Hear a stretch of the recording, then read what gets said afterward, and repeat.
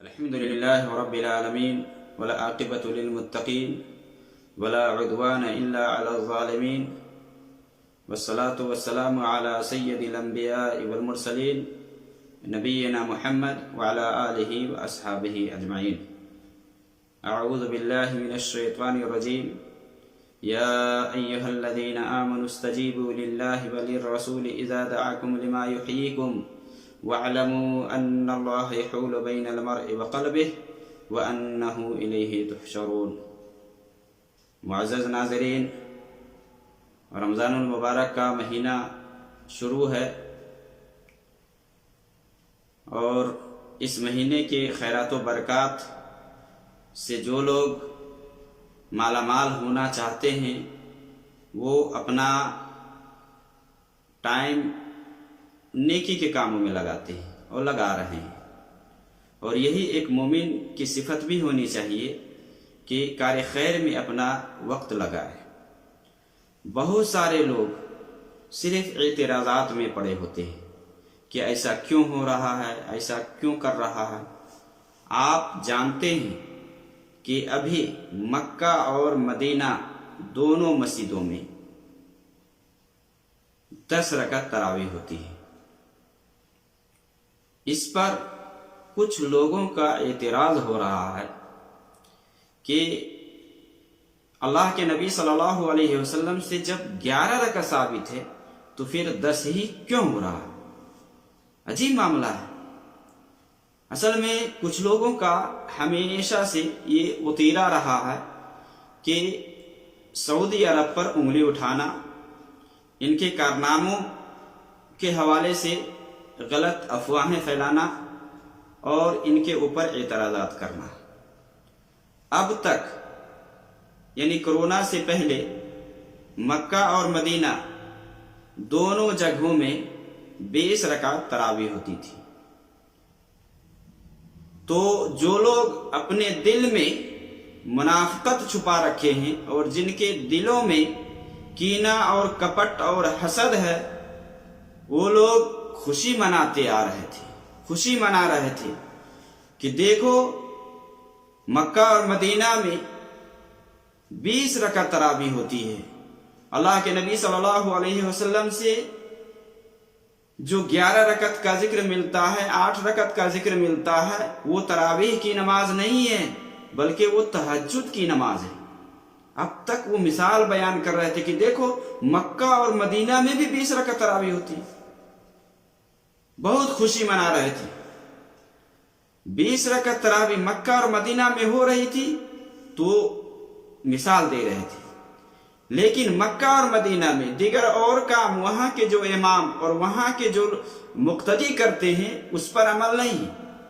یہ مثال نہیں دی جاتی تھی پہلے بھی اور ابھی بھی نہیں دی جا رہی ہے کہ مکہ اور مدینہ میں سورہ فاتحہ کے بعد آمین کہی جاتی ہے تو آمین کہیں، لیکن مسلک پرستی میں وہاں اگر 20 رکعت تراویح ہو رہی تھی تو مثال دے رہے تھے، ہمیں سمجھا رہے تھے کہ دیکھیے مکہ اور مدینہ میں پھر کیوں 20 رکعت تراویح ہو رہی ہے.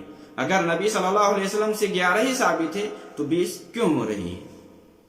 اور ابھی الحمدللہ اللہ رب العالمین کا کرنا ایسا ہوا کہ 2 سالوں سے ابھی مکہ اور مدینہ میں 10 رکعت ہو رہی ہے.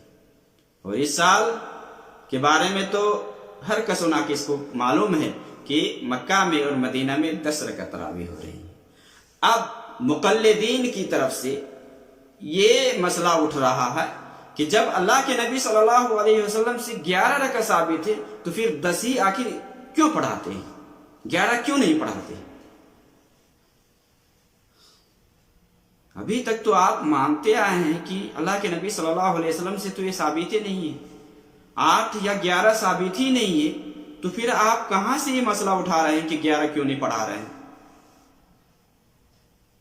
ابھی تک تو آپ اس پر رہے ہیں کہ رکعت تراویح یہ 20 ہے، 20 کے علاوہ کم ہے ہی نہیں، 20 سے کم جو پڑھتا ہے اس کی تراویح نہیں ہے، تو پھر اب 11 رکعت پر اور 10 پر آپ کیوں آ گئے؟ اگر مکہ میں 10 رکعت ہو رہی ہے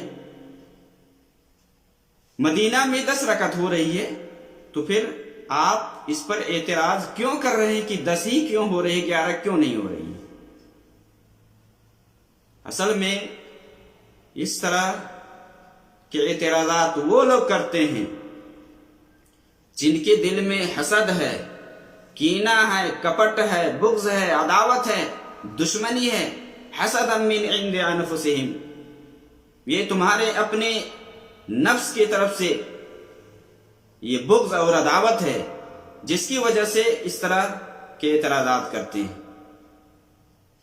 یہ وہی لوگ کرتے ہیں جس کے اندر یہودیت چھپی ہوئی ہے، جو اپنے آپ کو اوپر سے مسلمان کہتے ہیں لیکن دل میں منافقانہ صفت چھپا رکھے ہیں. ایسے لوگوں کو اللہ رب العالمین ہدایت دے. مکہ اور مدینہ میں 10 رکعت ہوتی ہے، کوئی بات نہیں. اگر اللہ کے نبی صلی اللہ علیہ وسلم سے 11 رکعت ثابت ہے، آپ 1 رکعت جا کے گھر میں پڑھ لیں. صحیح بخاری اور مسلم میں حضرت عبداللہ ابن عمر رضی اللہ تعالی عنہما سے حدیث موجود ہے کہ ایک آدمی نے اللہ کے نبی صلی اللہ علیہ وسلم سے رات کی نماز کے سلسلے میں پوچھا تو آپ صلی اللہ علیہ وسلم نے فرمایا صلاۃ اللیل مثنا مثنا، رات کی نماز 2 رکعت ہے. فَإِذَا خَشِيَ أَحَدُكُمُ الصُّبْحَ صَلَّى رَكْعَةً وَاحِدَةً، 2 رکعت پڑھتے جائیں. جس کو صبح ہونے کا خدشہ ہو تو وہ 1 رکعت وتر پڑھ لے. تُوتِرُ لَهُ مَا قَدْ صَلَّى، پہلی ساری نمازوں کو طاق بنا دے گی. اگر 10 رکعت نماز ہو رہی ہے، وتر کا مسئلہ ہے، آپ جا کر گھر میں پڑھ لیں یا آپ الگ سے پڑھ لیں. اگر حرمین اور شریفین میں وتر کی نماز نہیں ہو رہی ہے تو اس پر اعتراض اٹھانا کہ نہیں اب 11 رکعت کیوں نہیں پڑھ رہے ہیں، ایسا کیوں نہیں ہو رہا. میرے بھائی، یہ مسئلہ ایسا ہے کہ اسلام نے اس کو بہت آسانی سے سمجھا دیا ہے. نبی کائنات صلی اللہ علیہ وسلم کی زندگی آپ کے سامنے ہے، آپ اس پر عمل کریں. جو اللہ کے نبی صلی اللہ علیہ وسلم سے ثابت ہے اس کو آپ اپنا لیں. اپنے دل سے بغض و کنہ کو آپ پھینک دیں، نکال دیں. یہ سب کتاب و سنت پر عمل کریں. کتاب و سنت پر آپ عمل کریں گے تو انشاءاللہ اللہ رب العالمین آپ کے حوالے سے دنیا والوں کے دل میں محبت ڈال دے گا. جب اللہ رب العالمین کسی سے محبت کرتا ہے تو جبریل کو آواز دیتا اور کہتا ہے کہ اللہ رب العالمین فلاں سے محبت کرتا ہے، تم بھی محبت کرو. پھر جبریل کو حکم دیتا ہے کہ جاؤ آسمان والوں میں اعلان کر دو کہ اللہ رب العالمین فلاں سے محبت کرتا ہے، تم بھی اس سے محبت کرو. تو آسمان والے بھی محبت کرنے لگتے اور پھر دنیا میں بھی اس کا ایک مقام رکھ دیتا ہے اللہ رب العالمین. دنیا والے اس سے محبت کرنے لگتے ہیں. تو آپ کے اندر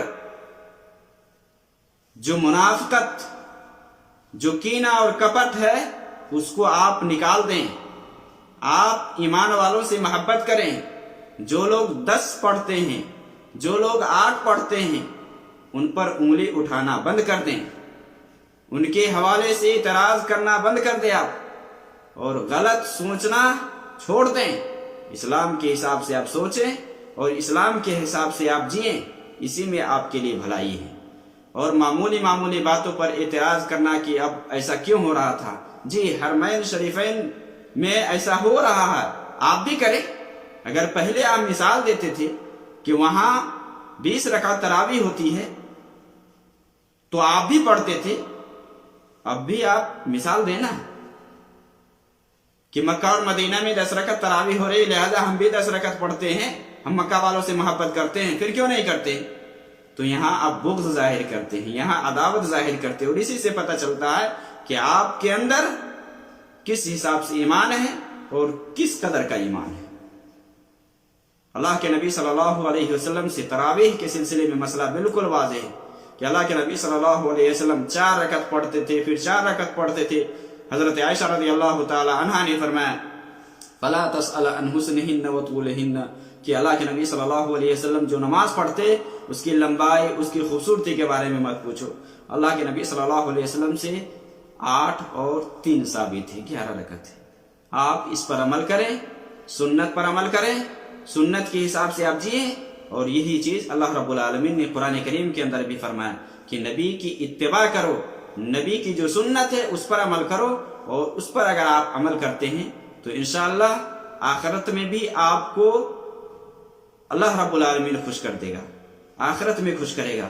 لیکن طرح طرح کے اعتراضات اور اس طرح کے خلفشار مچا کر کے امت میں گمراہی پھیلانا اور امت کو بھڑکانا، یہ ایک ایمان والوں کی صفت نہیں ہے، یہ مومن کی صفت نہیں ہے، یا مومنوں کی صفت میں سے نہیں ہے۔